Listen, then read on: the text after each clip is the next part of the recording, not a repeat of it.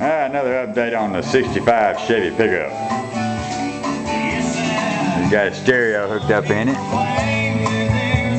Sounds sweet. Got his air conditioner all set in here.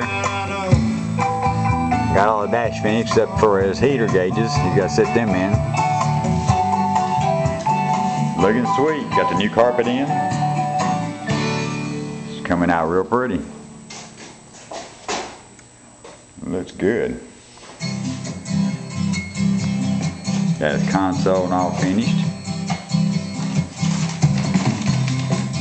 It's a sweet little ride.